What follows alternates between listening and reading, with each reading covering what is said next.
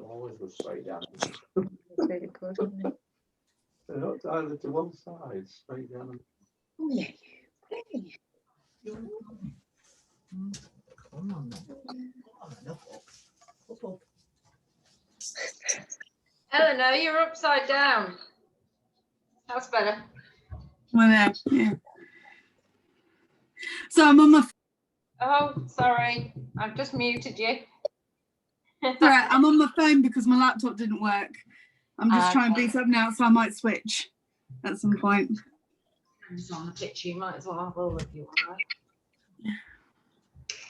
Oh no.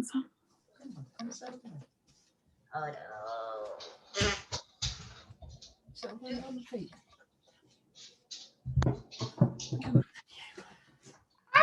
Hello. I'm being attacked by dog noses. You can reveal it. No? All right. Oh, that was disgusting. He spat next one all down his shirt.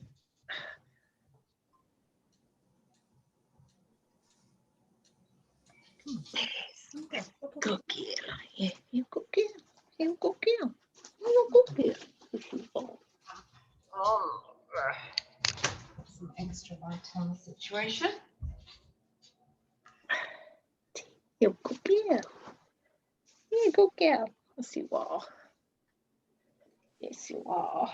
You're a good girl. That's just mentioned a little bit. Yes, it is. Yes, it is. Yes, it is. Right then. So I think, where are we? 31 minutes. Let's get going. So I've got an admission to make. I've not quite finished the slides, so I might be a little bit ummy and ahhry.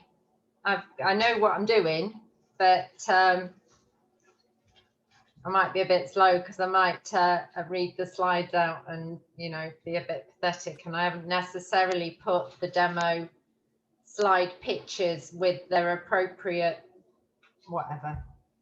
So we'll give it a go, and I apologize if I'm a bit pathetic. I'm so pathetic today that I am presenting in pajamas. Yeah, could pretend they're not, couldn't I? Could just get rid of that. There you go, look. Suddenly, they're leggings, because everybody wanders around with stars on the leggings, don't they? But yeah, been a bit pathetic today. I had a plan to use my 4 hours off to get the slides and everything sorted, and what I actually did was cleaned out the chickens, and Dawn helped me, and then I was tired, so I sat on the sofa. All right, so going to share screen. Can you get my attention if the screen share this morning didn't seem to want to work?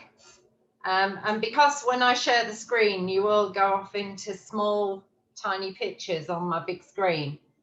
If it's not working properly, either send me a typed message or really, really frantically wave your hands at me so that I'm not just leaving you wondering what to do. Can everybody hear me all right? Has everybody had a good week this week? Have you managed to do any practice? Yeah.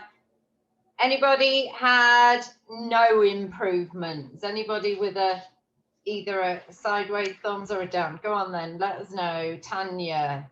Ooh, and Hayley as well. Okay. So Tanya, if you just, you and me clicked it at the same time then, so you're still muted. My dog's kind of gone backwards. She's yeah, just to the point of even trying to put a lead on her. She thinks that that's a game, and on the long line I'm constantly getting tangled up, and she's at the end of the line because she's trying to look for birds, pheasants. Yeah, we've gone backwards a little bit. Okay, so I think the thing is, not to expect them to be able to do it out in the real world yet. Okay, if you've got a dog who's very distracted by the real world, get that practice in really, really well and a lot at home. The rest of the time, as much as possible, you prevent them from practicing chasing after things. Now, that is awkward if you've got somebody that is very, everything is just the best. So some of the things we're going to talk about today are going to hopefully help you with that. I was going to say that at home she's perfect. She's Yeah. really, really, really good. It's just as soon as we go out and she sees anything moving or thinks. Yeah, so there's a couple of games that are probably going to start to help you with that bit. Okay. Yeah. So don't lose hope. Okay, Hayley, what's going on? He's not gone backwards, but I don't feel he's improved. But I don't know if that's just his age. He's pretty good in the house, but go in the garden and he just wants to dig. Just digging. That's all he wants to do in the garden. So it's not too bad, but yeah, he's just more interested in digging. All right, on that subject, have you made him a dig pit? No, but Okay. I've been thinking about it. I made him a sand pit, and then I just had just a mucky sandy dog rather than a mucky muddy dog. So.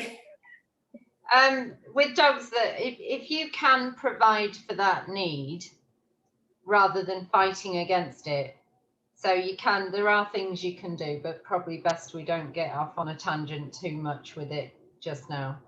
But yes, there's another game which we're going to play, which might actually help you with that as well. So anybody else that I've missed that was a proper, either not making improvements or proper thumbs down? So generally speaking, can I get some of these from everybody? Yeah, Eleanor's always good at putting a thumb up for me. All right, so I'm going to try and share my screen. We'll see how that goes.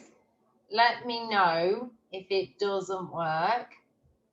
And we're going to go here.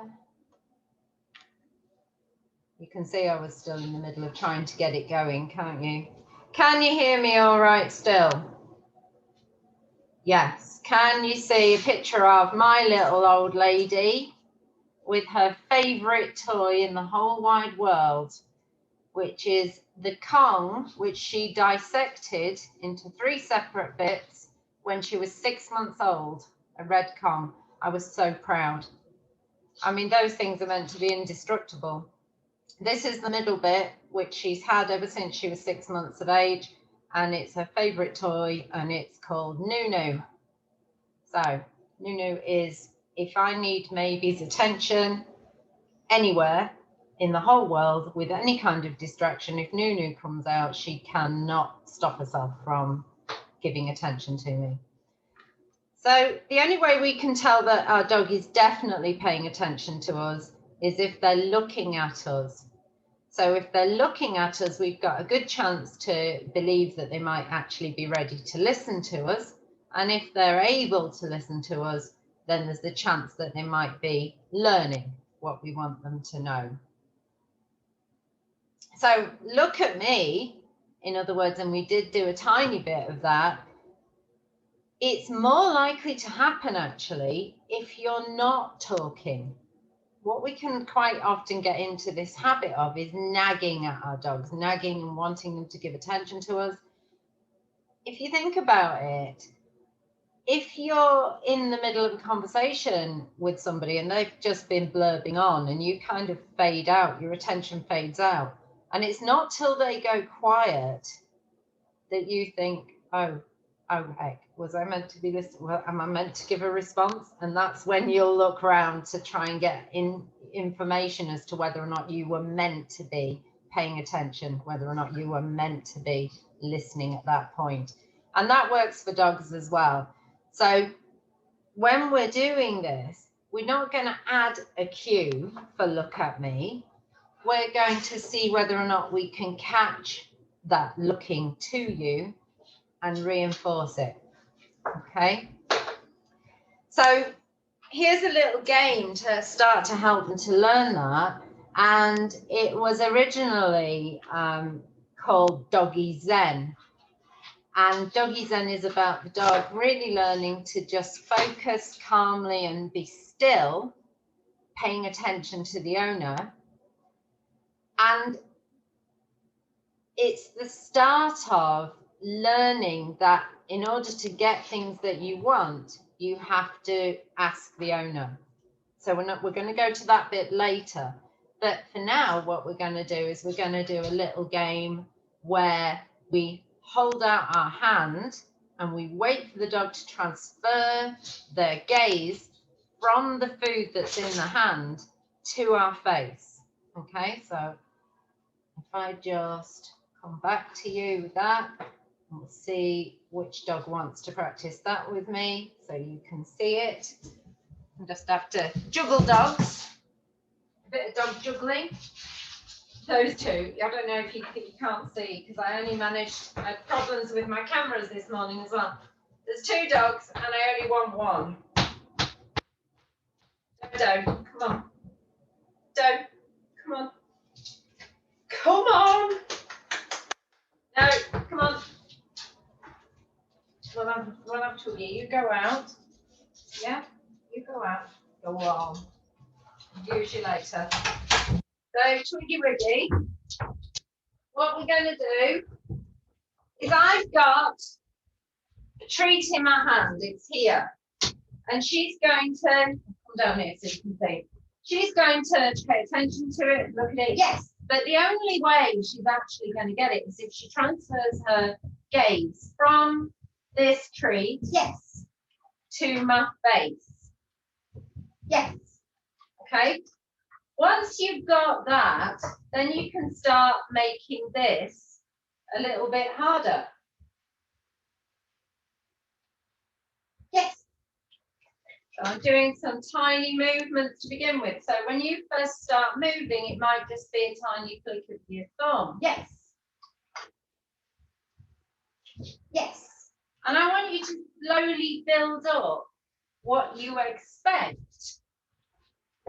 So until your dog is able to transfer that gaze, even if this hand is doing silly, yes, and maintain that gaze. Yes.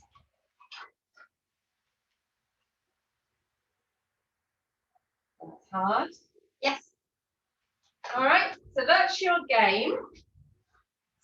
Start now. If the puppy goes towards the hand, and is trying to get in the hand, have it higher so that it's just not going to work. And really wait for them to transfer their gaze to you instead. And be really quick to mark when they've made the right choice. And the food that was in that hand is the food that you give to them. So you have one piece in your hand.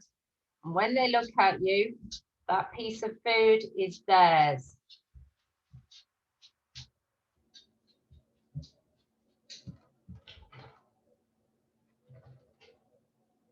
You'll have to come out because you're making noises. So keep really quiet, keep really still. We're not begging them to pay attention to us. We're just saying, if you do, that's going to be the thing that gets you the thing that you want. Giving attention to us is going to be the thing that gets you what you want.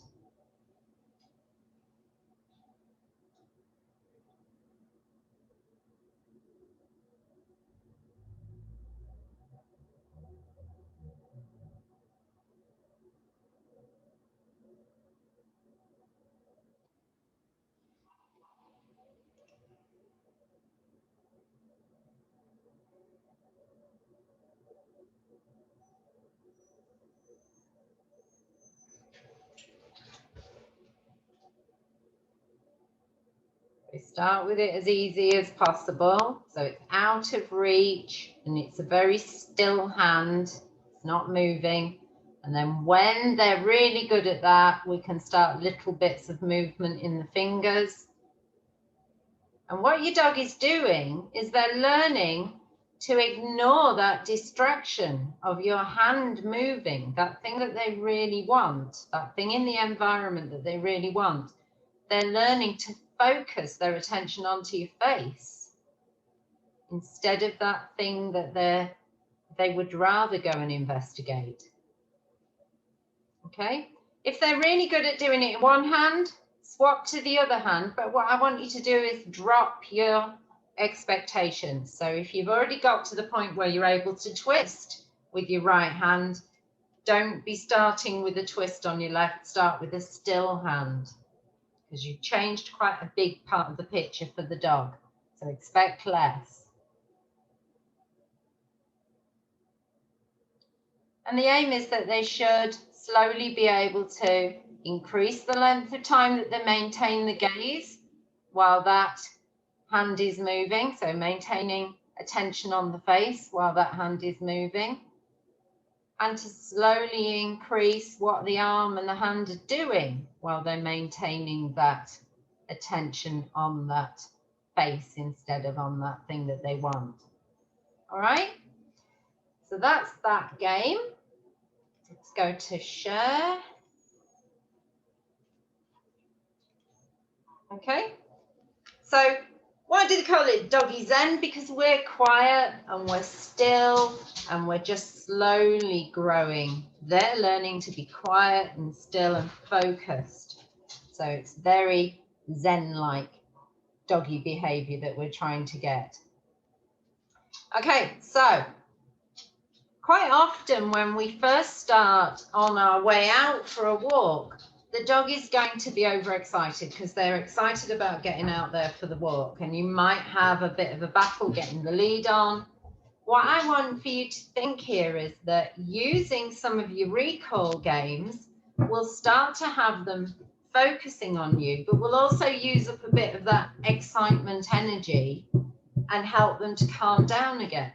So using some of your recall 1, 2, 3s and adding some of your recall games inside the house before you even start your game, and starting with that little game that we've just done with the look at me is a really nice way of teaching them stillness. And the distraction that you could add to that stillness and that focus might be reaching for the lead. Can you still maintain that quiet, calm stillness while I reach to get your lead to put it on? And that the walk isn't going to start until you're able to do that.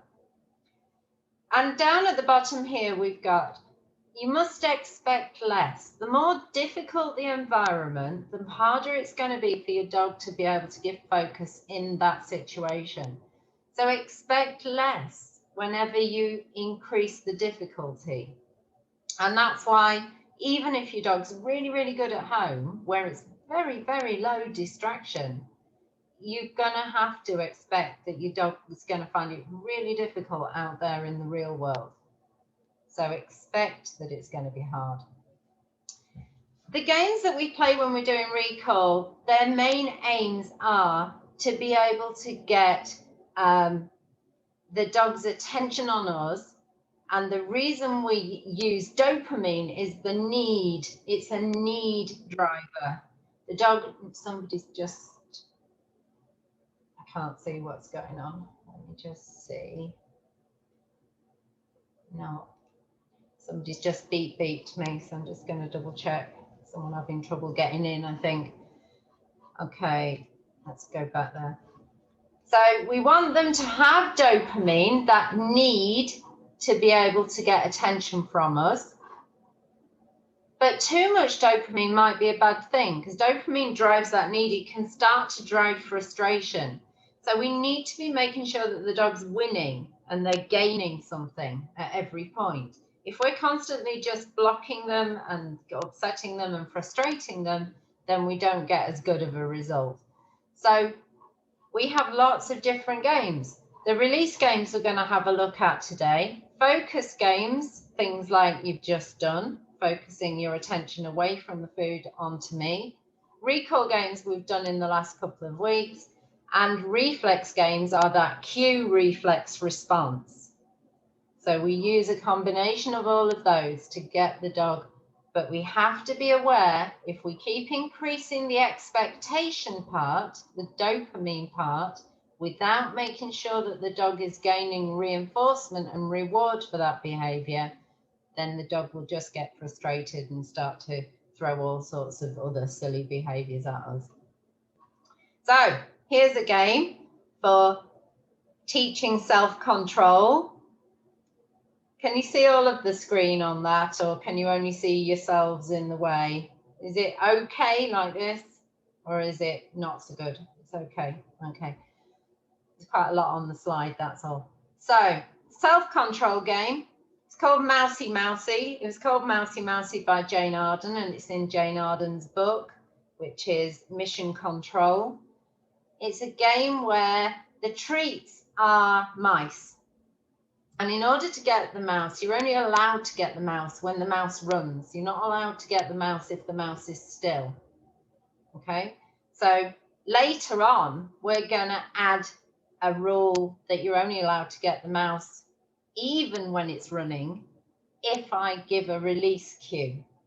Okay? But we're not going to go to that level yet.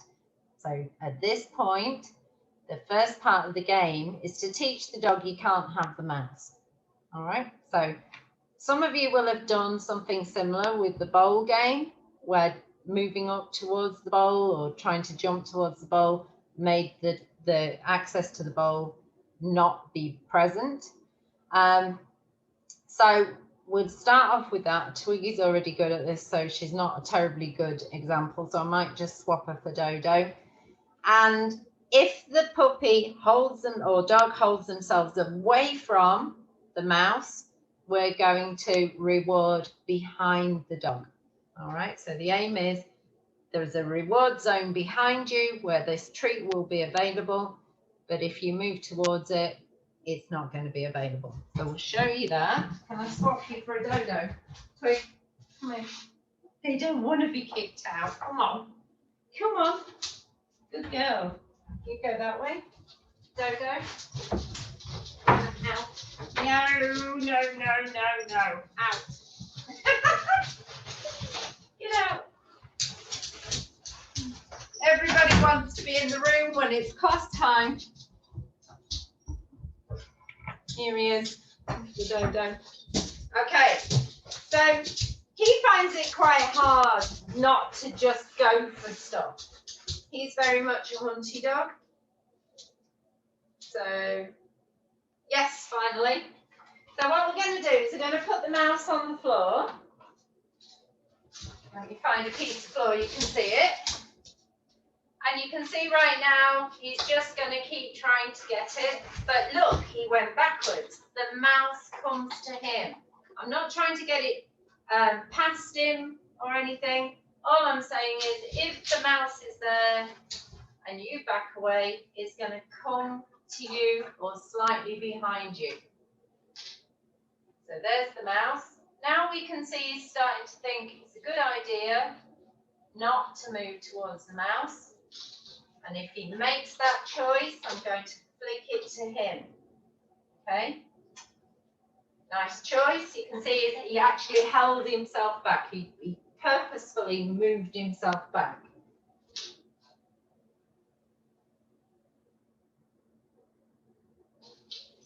Okay, so that's the stage that I want you to get to. It's just where your puppy is holding themselves back and not trying to get at that mouse. We're not going to start making it run yet. We're just going to move it towards them so that it goes either slightly behind them or directly towards them to begin with. Get off so we can put them on gallery view. Good man, stay there.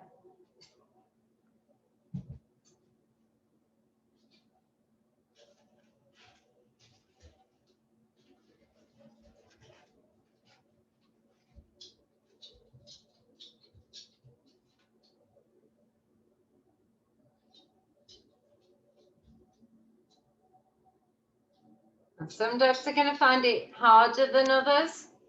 So as soon as they move away from it, flick it behind them. So just then for Tanya, I saw a really nice move away. Yeah, you missed it. You could have flicked it.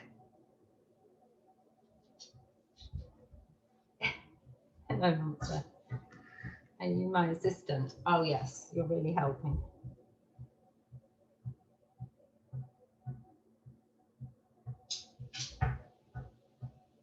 So wait until they've made a choice to move away from it, not try to get at it. Second that you see them make that choice, flick it or move it towards them.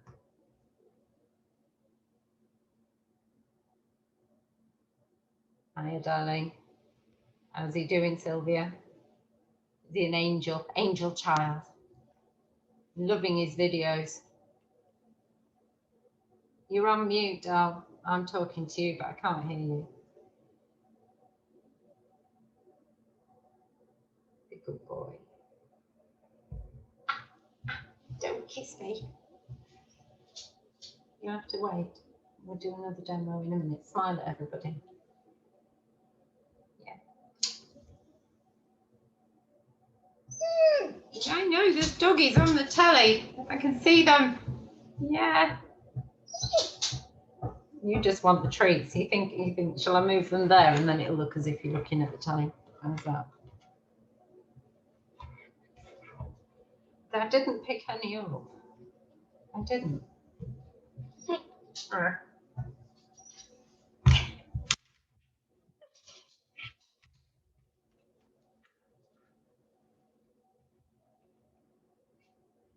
Okay, so hopefully you've all seen your dogs start to hold themselves back and control themselves. Now we can start to make the game a little bit more exciting. So we've got the stillness, we've got the self-control, but let's make controlling yourself worthwhile.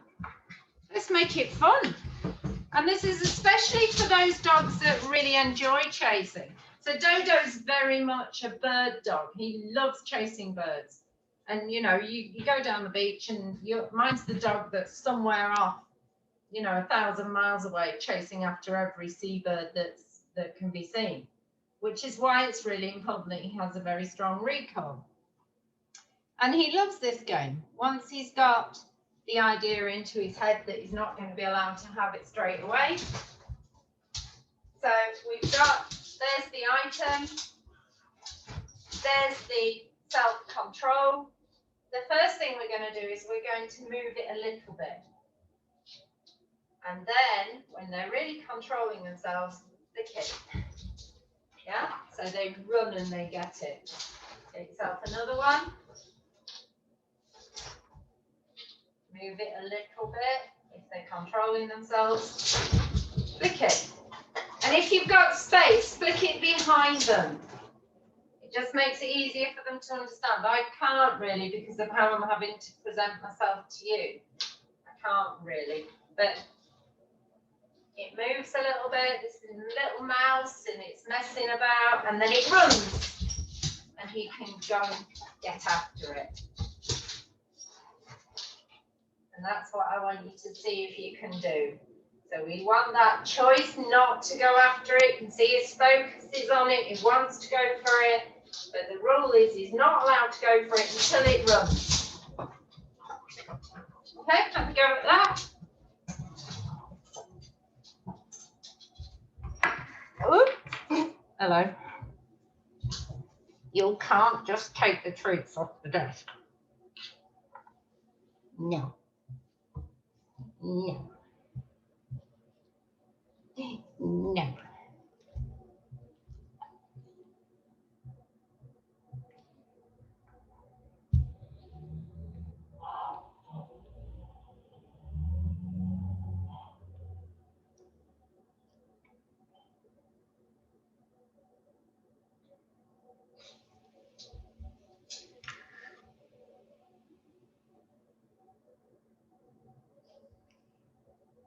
So when you flick it, we really want it to kind of bounce and skitter. Yeah, we want it to act like prey. We want to get that prey drive going. So I know it's awkward in the spaces that we're having to use. That was a nice one, Tanya. And can you see that you're building that self-control? Can you see that each time your dog chooses not to go after it, they're learning to be patient and to wait for that. And we're rewarding them with the thing that makes the most sense. A dog who wants to chase and hunt and has that kind of personality, that's the best reward. The reward is the chase. Peekaboo. Okay, no, you can't just steal them. You can't just take those treats. All right, let's see where we're going now.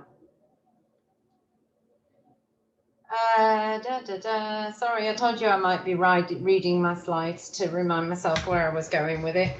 Ugh. So the mouse has run, the dog can chase it. We've done that bit. Okay, fun with it. Okay, so the next thing you would do if you're at that level is we're going to pretend to flick it. So we're going to, he really wants them. He's climbing across me, across the desk to get to the treats that are there. I've been dodoed, look at this. Right, so. And building anticipation, he says, just let me at it. So I'm going to, a little bit aroused. Look, his levels of dopamine are a little bit too high. It's caused an increase in cortisol and excitement. So I might pretend that I'm going to flick it, but I didn't actually flick it. Now look what his response was. He looked to see if it had run, and then he controlled himself. He held himself back and he said, it didn't move. I know what I need to do. I need to hold myself still. That's what we're looking for. Okay. And then when he's done a little bit of self-control,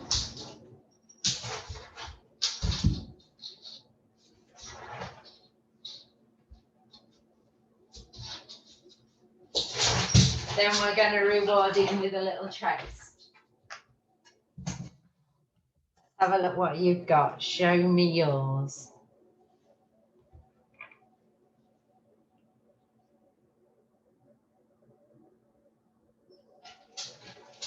Get the attention on Bailey.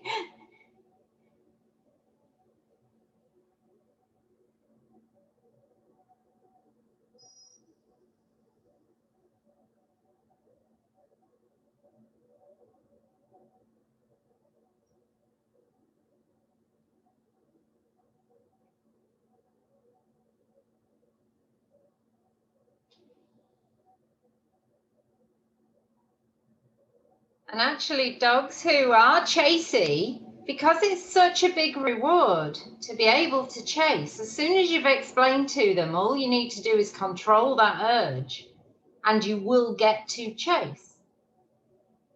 Yeah? So the chasey dogs, this becomes, it makes sense to them. It becomes easy for them to learn.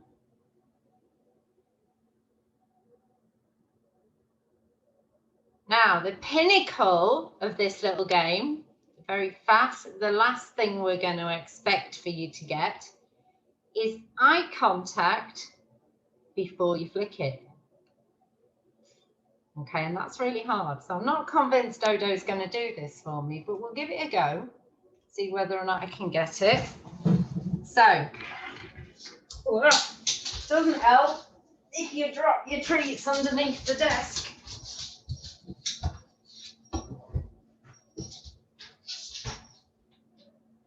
Really wants to play. So there's that mousey. There it is. And he went, oh, I can't take my hand off the mouse. I can't. I'm going to, oh, I looked up, and then he gets the win.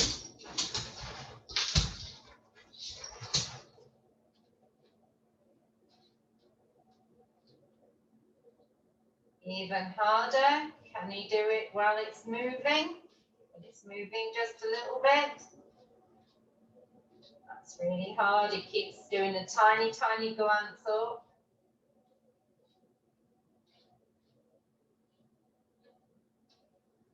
I'm going to stop moving it because he wasn't going to be able to do that. That was too hard. That stage where keeping moving it and keeping touching it was too much for him. Take it back a stage to the place where they are going to get the win. Did you see that? Did that make sense to everybody? Yeah? So see whether or not you can get that eye contact. As soon as they're happy to give you that eye contact, then you can get that mouse moving. It's difficult with two dogs, Jill. Always. It's always going to be harder.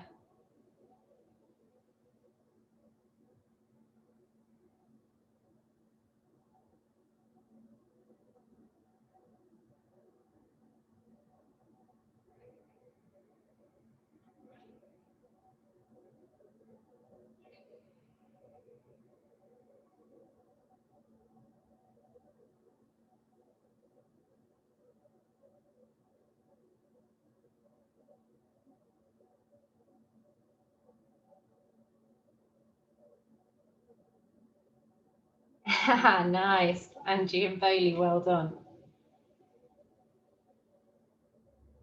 Look at the attention. Tanya, look at your dog. So much focus. So hard. The whole body was rigid. It's the most exciting thing that's ever happened to this dog. We're waiting and waiting.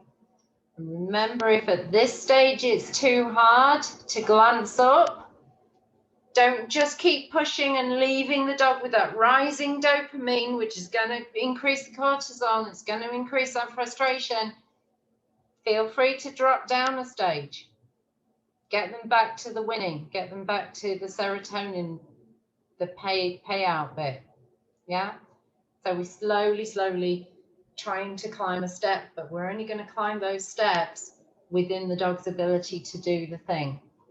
Okay, let's have another look at me. Idiot's Guide to Recall, which I'm trying to write for myself. Okay, can everybody see it? Okay, we're back on share screen. Yeah, give me a thumbs up, someone. Beautiful. Okay, so remember with your toolbox and your recalls that we are adding all of these games so that coming back to us and being with us and keeping attention on us is something that's worthwhile to the dog. And if we keep always doing the same thing and the same pattern, it becomes very routine and we're not competing very well with the environment. So that's why we have all these different games in our toolbox. If you go back through all the different weeks, we don't just teach one and then drop it and leave it and never use it. We cycle through them, you know, so your dog never knows when they come back. Is it going to be a comeback and then I'll toss a piece of food away? Is it going to be a comeback and I have to do a 360 turn with you? You know, keep them guessing all of the time what the game is going to be.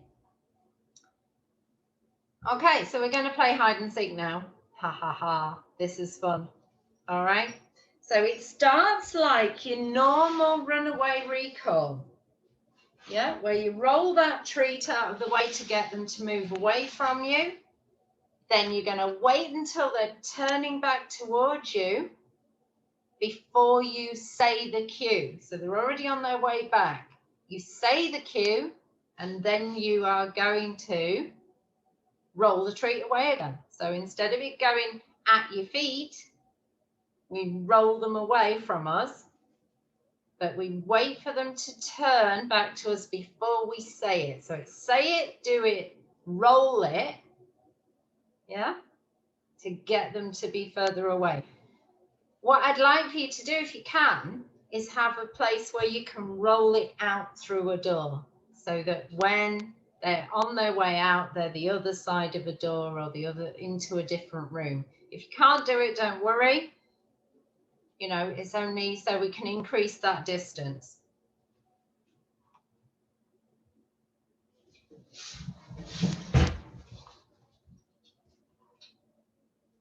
So I can show you if you like, if you feel that you need to. I'll do one with Dodo, but it's going to be a bit awkward because the only door I have has got a pile of dogs behind it waiting to come in. All right, so we'll just do if I toss him away, wait for him to find that tree. He's gone behind wires. And of course, I'm getting it wrong because my recall is meant to be a different word now, isn't it? Roll it away. Roll it away again. Gone behind the desk pillar, so he's not going to be able to find it. Whoa, steady on. And he's going to pull the wires out. Come out, out.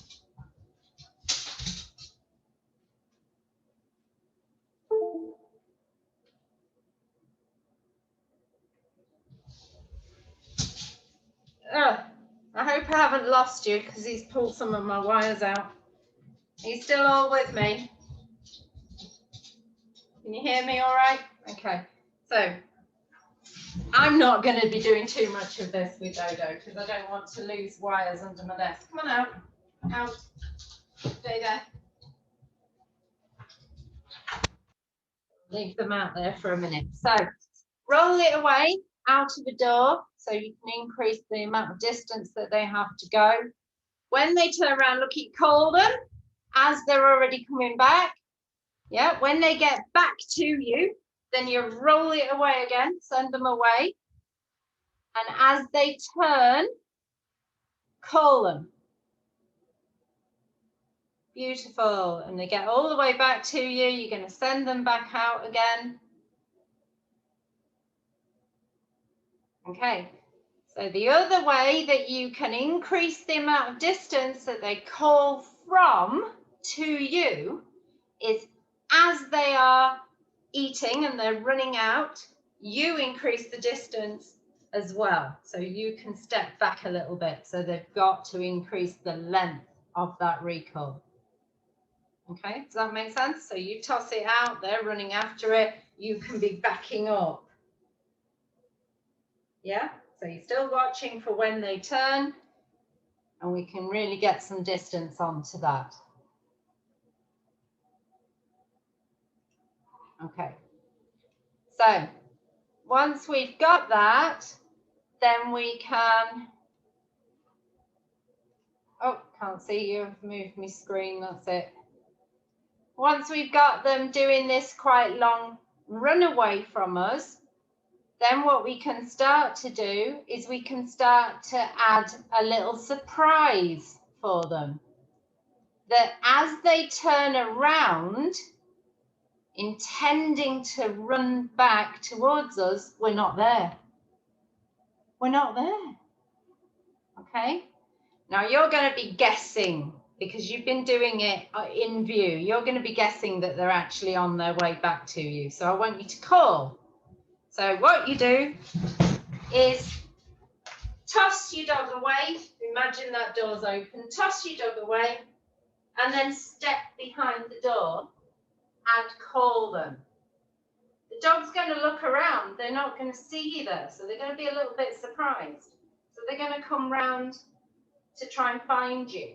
And when they get to you, give them some rewards here and then do it again. Toss them away through the door and then hide. So if you've got somewhere where you can duck down just a little bit out of view, you don't have to get crazy about it. But we do want to be out of view when they turn and they're on their way back. So you have to be quite quick.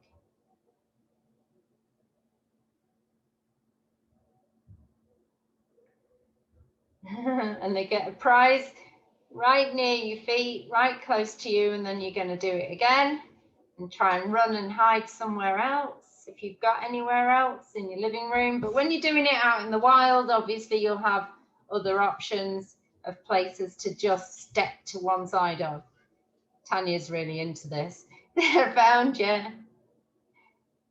Hayley's really into it as well. It is funny. It's the look on their faces when they come back and you're not there.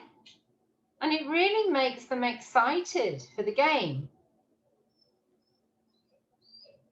Dodo doesn't want to be outside of the room.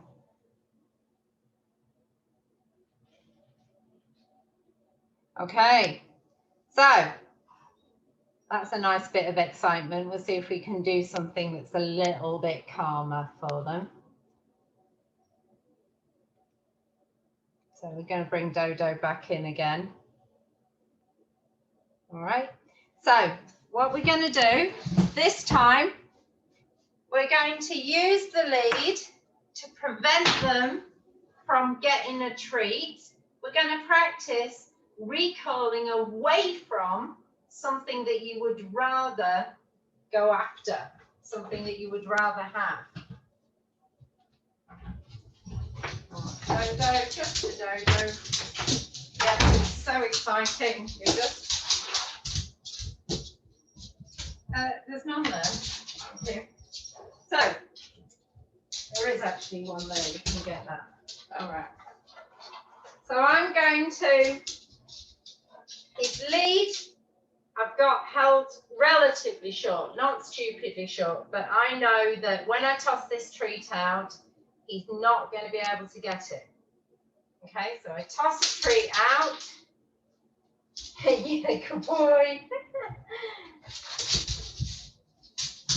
Yes, good boy. So I'm tossing the treat out, and every time he chooses not to go after that thing, I'm going to reward him. Good boy. All right. Now I'm going to let him think that he might actually get it. And as he's on his way to it, he's done this so often now. Can you go get it? Leave. Yay! Go on then. Dodo. Here. I'm going to call him off it before he gets to it. Okay. So I'm going to call him off it, but I don't want it to be too far away. I want it to be so that it's almost within reach, so that it's only literally as they go towards it, you call them and they come straight back. And I want the rewards with you to be better and more valuable to them than whatever it is that you're using to toss out. So you should know your own dog's value system. You should know if you toss out a piece of kibble, the chances are that coming back for cheese is going to work to begin with. So set it up so that it's more likely that they'll make that choice.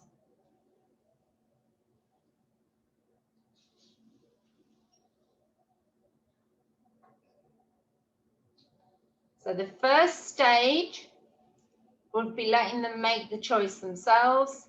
The second stage would be adding that recall cue.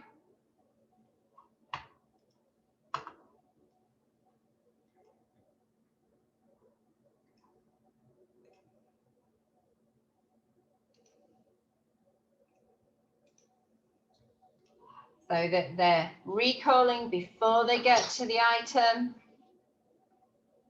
Yes, look at Tanya go. Brilliant. Well done.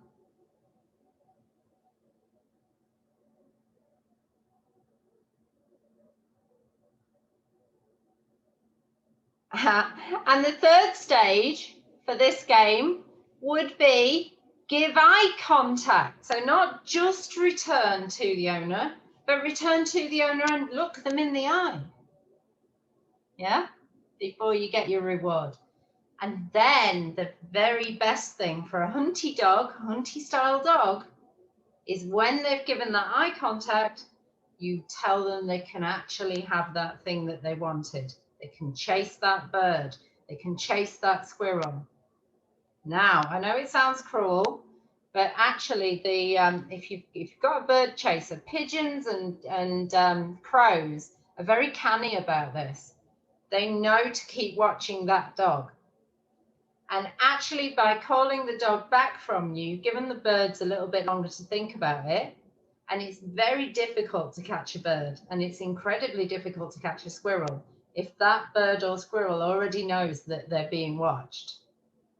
They already know you're in the environment. So birds and squirrels are actually really, really good prey items that you can reward your dog with chase in return for the look. I use the crows on Cleethorpes Beach because they're all really well trained. They come really, really close if you're feeding them. And then when your dog's giving you eye contact, you tell them, go get it. Go get that crow, get that bird. Yeah.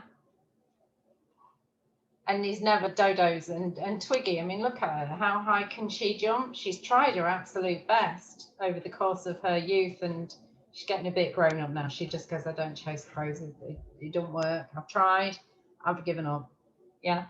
But when she was really young, she was really, really bouncy. She used to really go after them, and she'd properly chase them, and she'd be jumping in the air, and she'd be snapping, and she'd get really, really try really, really hard. And the crows just kind of come down low enough. And then they go too high, and then they tease. They do it on purpose, I'm sure. So, okay, so the next one is going to be really hard. This is an off-lead game. You need something that your dog really likes. Something like a stuffed Kong, or a licky mat, or a chew bone. Something that you honestly think there's a chance that they're not going to come away from if you ask them to. Yeah. And then you're going to need a fairly high value reward as well to get them to do this. So don't worry if they fail the first time. Don't even know if Dodo will manage, to be honest. I don't know if I'm going to put myself through it. But don't worry if your dog can't do it the first time. And what we do is we give them that item, that Kong or that chew bone or that licky mat, just give it to them. Let them start to get engaged with it. So you just let them have it, but don't let them be engaged for too long before you start the game, okay? The game is, here's that thing. If you come away from that thing, I'll give you something else. But I'm not going to take that item away from you. You can go back to it, all right? So that we're rewarding them for coming away from it. So you put your item out, get your treats ready, let your dog start licking, let them start to get engaged, call them with your hopefully now reflex cue, where the dog is like their brain is starting to go every time I hear that. Hopefully, if you've been practicing your reflex cue a lot, your dog's going to go, yes. Give them some rewards with you, and then give a release cue to tell them you can go back to. You can go back to chewing. You can go back to that bone. You can do, yeah?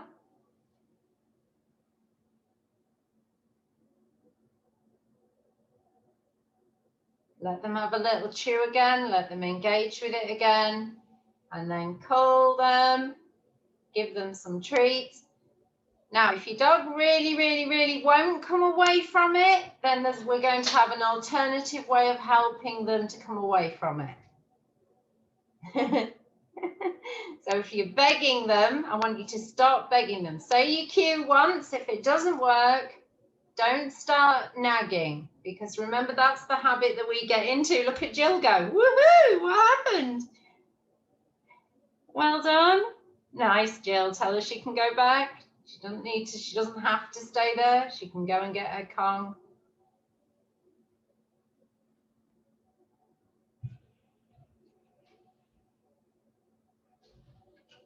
So we're not trying to take the Kong off them. So this is a little bit more like real life, isn't it?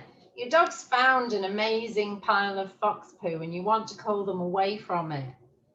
And we want to practice that idea inside their head that coming away from brilliant things doesn't necessarily mean you're going to lose access to that brilliant thing. Yeah? So we want that kind of, oh, it's worth checking in with the recall because I get rewarded and I still get access to the thing that I liked anyway. Does that make sense? Obviously, we're doing this on long line to begin with. So if there are things in the environment that you really would rather that they didn't get into, so if your dog's particularly good at hunting humans or joggers or, you know, cyclists, then we do need to prevent that. But what I did with Twiggy, because she had a problem with joggers, is I had people practice with me jogging past so I could practice recalling away from joggers. Yeah. And when her confidence with people started to grow, then I could let her go over to the joggers and actually find out she already knew them. So actually they're not as exciting as she thought that they were. Yeah, she thought they were running strangers and that was scary and she wanted to tell them off for running.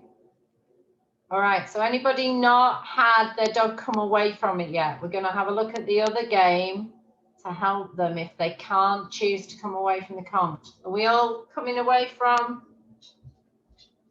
So no failures. Is that a sideways thumb, Jill, or an up thumb? I can't see. Sideways. Okay, well, we'll do the other game.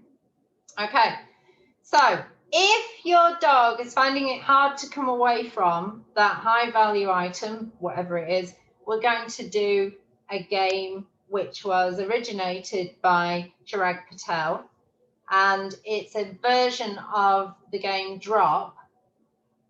So we'll put you on here. I haven't got anything that he might be overexcited by. So I need something that's going to last a little while. I ain't got anything.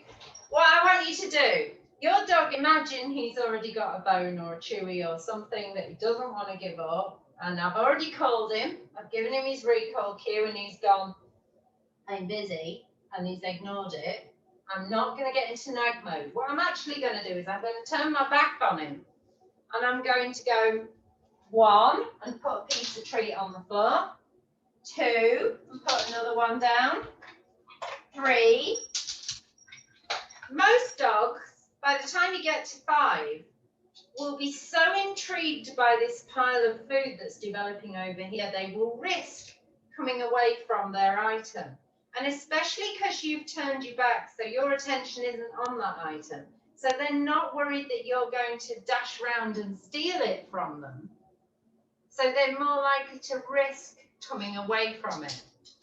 And when they're eating here, before they finish the last couple of pieces, get ready to tell them, go get it back to their original item. Yeah, now try your recall. It's more likely to work. If it doesn't work, turn your back, start counting. Because we're trying to teach the dog it's worth it. And if every time they come away from something amazing, we don't give it back to them or allow them access to it in some form, and it might be that the form that they're doing at the moment is not appropriate, but it might be that you're able to give it in some other way, like the chase games, allowing them to chase after a ball instead of chasing after other dogs, allowing them to chase after birds that you know they're not going to be able to catch instead of chasing, for example, my chickens in my garden. Okay. So if they will call away, that's fantastic. Let's see if Jill, if this works any better for you. So the second that they don't respond to the recall cue, turn your back and start counting. Quite loud. There we go. And then release back to your Kong. So I want you to give a release cue. Go get your Kong. Okay. And then engage, try that recall again. And you might find at some point your dog is feeling braver about coming away from the Kong.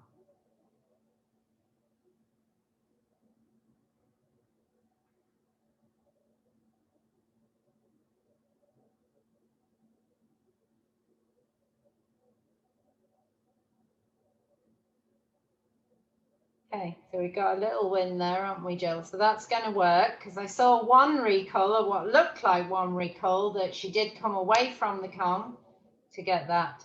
So, nice. All right. So that is on there. So treat zoomies is our next one. I like this one. So this is about focus, it's about self-control, and it's a really fun game. I like this. Kay Atwood described it to me. She explains it like when you're doing food on a spoon to a child in a high chair and you're bringing it in towards them. But we're not going to zoom it from side to side. We're going to zoom it straight to the dog's mouth. And when I say zoom, it's treat zoomies is what it's called.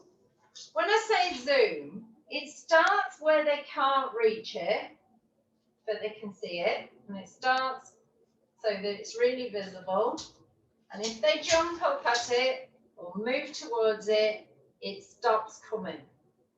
And we start moving it down. Now, to begin with, if your dog keeps getting up, I want the slow bit to be short and the fast bit to be long. Okay? So we start short, slow bit, fast, long bit. And eventually, you make it so it changes to slow all the way to the nose. Okay, that makes sense. So you start with a short, slow movement towards the dog and zoom it straight to them. And then eventually your zoomy bit gets shorter and your slow bit gets longer. Give that a go.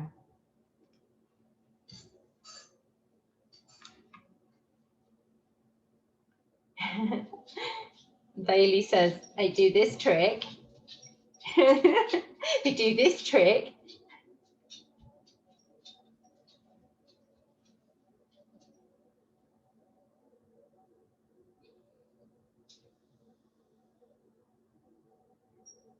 Good at that, Jill. Yeah.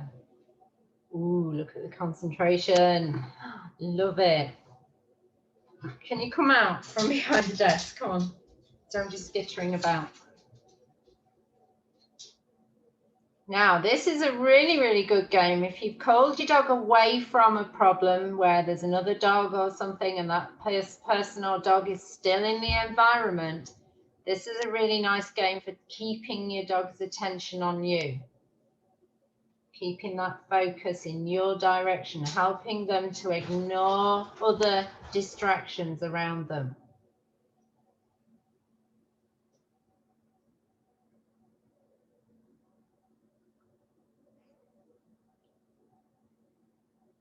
Okay, if they go towards it, it just moves away slightly. So if they jump up towards it, but what I want you to remember is on your next go, if they've jumped up, it means that the short bit is the slow bit, sorry, is too long. We need to make it that little bit easier.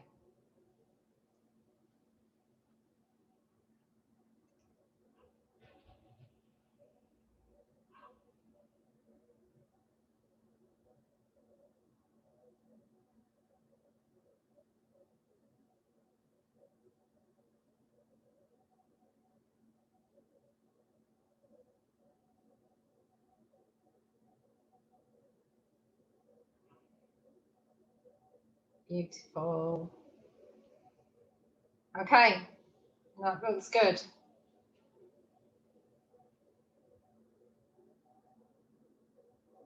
It's beautiful. All right, so another skill that I want you to teach your dogs, and it might be that some of them already have this skill, is catching, is to be able to catch. And that's actually something they need to learn, because if there's an object and it's falling towards you, you've got to open your mouth at exactly the right angle and meet that object. And the problem for dogs is, and you can see, I'll show you this photo because I love these photos. The problem for your dog when catching a treat is that their nose, as they open their mouth to catch the treat, their nose blocks their view. So at the last moment when they're trying to catch, they can no longer actually see what they're trying to catch. So they have to learn that skill. These are some of my favourite photos on the internet with the dogs catching. So how do you teach it? Well, I've never had a dog yet that can't catch. And when I got Twiggy, I thought she was going to find it difficult to learn because she's got a long nose, which makes her view even harder, her ability to judge it even harder. So my way of teaching it doesn't seem to fail. What you do, when you're tossing your treat, aim to make that treat land there. Don't aim for the mouth, aim right between their eyes. And I want you to toss it underarm, so it goes up and then comes down again. But I want you to aim right between their eyes. Okay, so you go up, and I'm trying to land it right between his eyes. All right, that's all I want you to do. Have a go. Now, to begin with, it might just ping off their face. They're still going to get that treat, so don't feel too cruel about the fact you're hitting him in the head with treats, because they don't mind it too much as long as they still get the treat. And if you're getting it right, what you should see is you should see your dog sort of go and miss. It still pings off their head, so you can see that they're starting to try.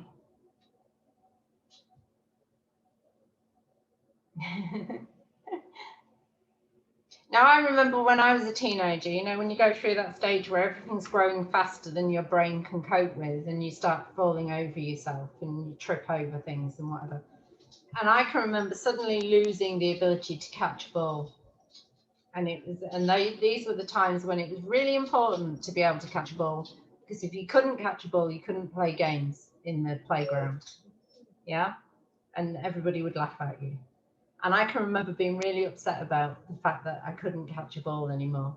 That was a catch, Bailey. Well done. I saw one.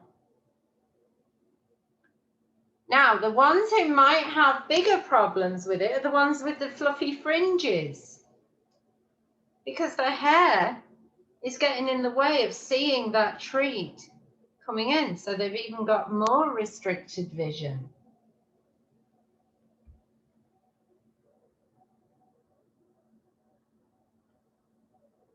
So make sure they're really watching. And what I like to do, especially if they're finding it difficult, give a really obvious cue that that's what you're going to do. So I give a really obvious cue.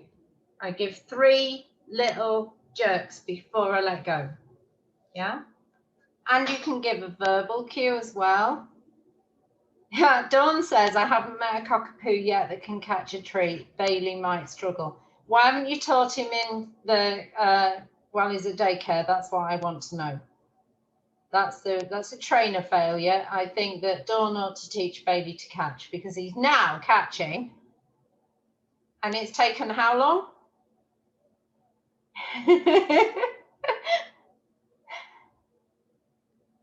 All right, beautiful. Love it, love it, love it. So, and I love that. That's a beautiful game. So instead of just when you're keeping your dog's attention on you and you're moving with them, sometimes tossing the treat for them to catch will keep their attention better than just handing the food to them. Okay, where's my... Oh, I'm all lost. Excuse me for a moment while I go try and find what I'm supposed to be thinking about. Right then, we're going to add a little move with me after your dog has recall to you. I hope you don't mind me running over a bit, because I've not got through all the material I wanted to get through.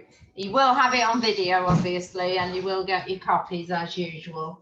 So, what we're going to do this time is, when he gets back to me, when I've called him, instead of just tossing him away again or giving him a treat right next to my feet, what I'm going to do is I'm going to get him to move a little bit with me and then reward him. So I'm going to throw him away. Go get it. Here. and I'm going to move a little before I reward. So imagine a scenario where you called your dog away from a problem and you then want to move them further away from that problem. You don't want to be standing still with them, because quite often just increasing distance away from something is going to help. But actually, if they do a couple of steps with you, and there's not, when you're practicing, they do a couple of steps with you and you say yes, and then you toss that treat away again, then actually walking with you starts to predict that release cue of the tossing of the food, which means that walking with you becomes fun. It becomes something that they want to do. And they call it something. Can't remember what they call it, but it's in Jane's book as well. Good man. So see whether or not you can do your toss your dog away, call them back to you, but when they get back, instead of just handing the treat over or rolling it away again, what I want you to do is move together with the dog looking in, you know, giving attention to you while you move. And then you can either give them that treat or you can roll it away and call them again. Because you don't have to do the same all the time. The more you mix it up, the more fun the dog will find it. So that was a beautiful 360 from Tanya. Love it. Went all the way around together. Got to go. Sammy's leaving me. Okay, off you pop. See if I can. Whatever. Right. See you, Sammy.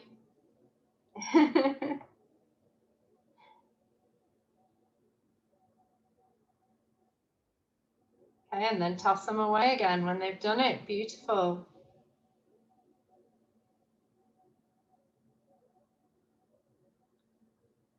Remember to call them to you when they're just on their way, when they've already given attention. Call them to you, then we do a little bit of movement together, and I want you to be moving in the same direction together. So try not to do this walking backwards. Let's have them moving together for a little bit of time. Beautiful. Very nice. Okay. So remember, when you're out and about with your dog, being interested and distracted by the environment is not against the law. It's normal. It's normal to pay attention to what's going on around you. And what we want to teach them to do is we want to teach them to ask if it's okay to go and investigate that thing. So some of the games we've been playing today, the Mousey Mousey game and the treat throwaway game, are about the dog learning to look at you and say, can I? And you being able to say, yeah, go for it. Go for your life. Go get that squirrel. Go get that, whatever it is that they're after at that moment, that other dog that you know that is a good dog and will want to interact with your crazy doggy. Yeah? So, can I is a brilliant way of having your dog learn that I just need to ask. And if I ask, I'll get what I want. So there's a whole load of stuff on the slides about how to teach that. That will be coming your way once I've edited them all, because I'm being a bit blur like this.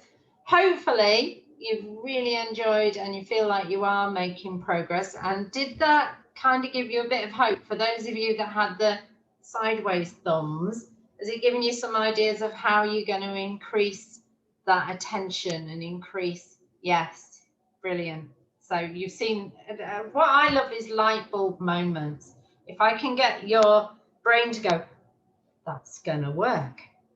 If I can see a light bulb go on in your heads, and I can see that you've got a way of thinking of getting around that problem, that's going to be brilliant for me. So obviously, I don't get to see you again in this class. Hopefully I'll get to see you again in other different versions of our lives together. But if you can give us feedback and let us know how you felt about it, and even perhaps a little mention on Google, you know, so that I can sell it to other people, or on Facebook. Let me know. And if you find that you are getting stuck and it's not helping, get back to us, because there's usually just a tiny little tweak that you can do that's going to make the big difference. And it's so easy for us to just go, oh, he's never going to call to me. And actually, the thing is, we know, don't we, that habits, old habits, die hard. And if we don't continue to practice and keep helping the dog to learn that being with us and coming back to us is fantastic, then they're going to go back into those habits of ignoring us, and we're going to go back into those habits of nagging and calling them when they're ignoring us. So I hope you've enjoyed that. Hope you've had a good time with it, and you're going to feel that you can take it forward and enjoy it. Excuse us, it's cuddle time. So it's goodbye from me, and it's goodbye from him. Let us know how you're getting on. All right, see you later. Bye.